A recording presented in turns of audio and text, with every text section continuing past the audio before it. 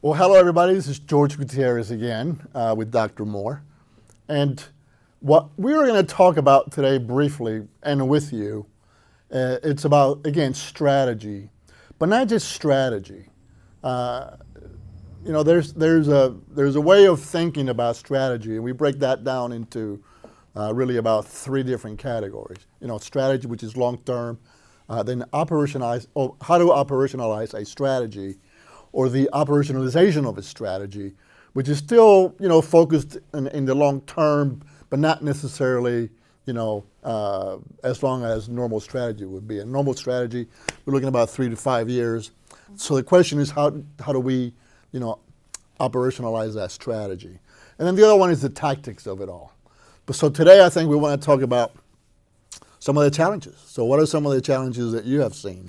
Well, I've seen a lot of challenges. Number one is a lot of people make it an activity trap every year. And by that I mean they go in, they say, okay, it's the year end, and so we need to have our strategy session. So we're going to sit down and do a strategy for the next year, 3 years, or 5 years, as you mentioned.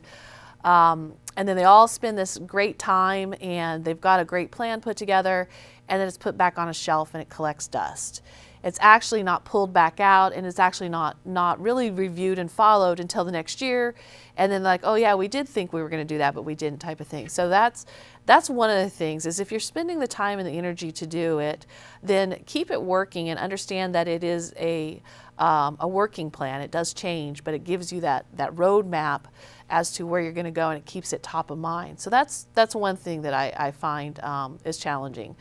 The other thing that I have seen challenging with strategic planning is many times there is too lofty of goals in the first year, and then they get very discouraged if they're not hitting it at certain points. So be very focused on what is the key things that you really want to accomplish that can be accomplished within that year, and make sure that it's achievable, so that the team can feel the great wins that are happening. And then if you exceed it, then that's fantastic.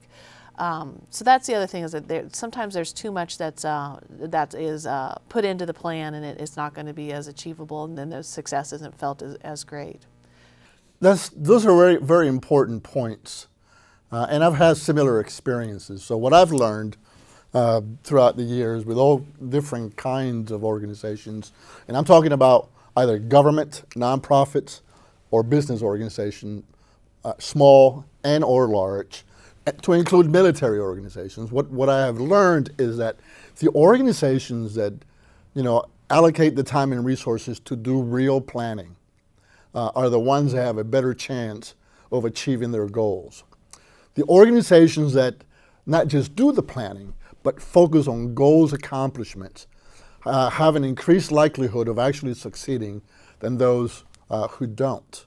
And then the organizations that actually hold themselves accountable by using some sort of system that reminds them, about what it is that they planned to do, and whether or not they're on track to accomplish those goals, within the allotted time of accomplishing those goals.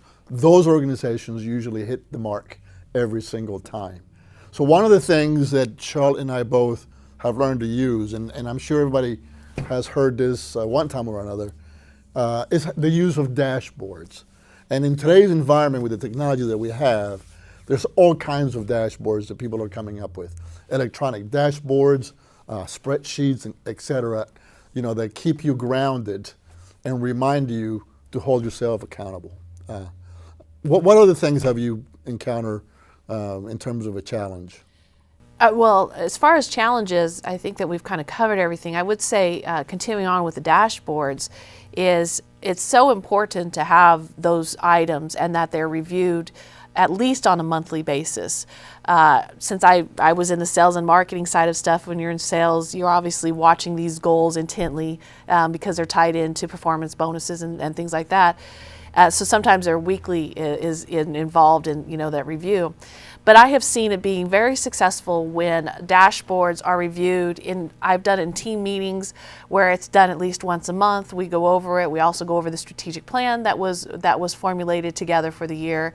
And it's energizing to see that individuals get involved in it. It's top of mind.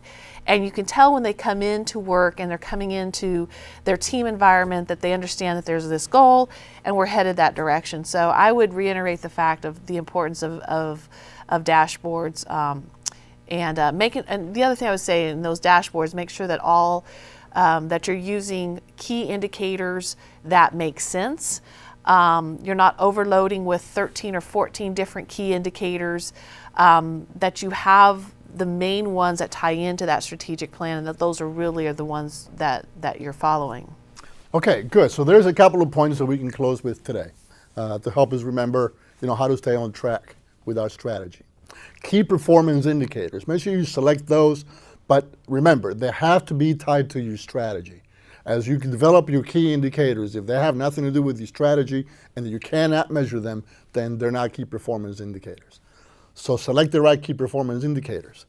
Number 2, have a dashboard and make sure that you use that dashboard to keep you accountable about the goals that you have. And number 3, if you don't want your strategic plan just to be another document that sits on the shelf, then make it a compelling plan that people truly believe in and there's buy-in from the team. Again, this is George Gutierrez with Dr. Moore, and we'll see you again on our next session.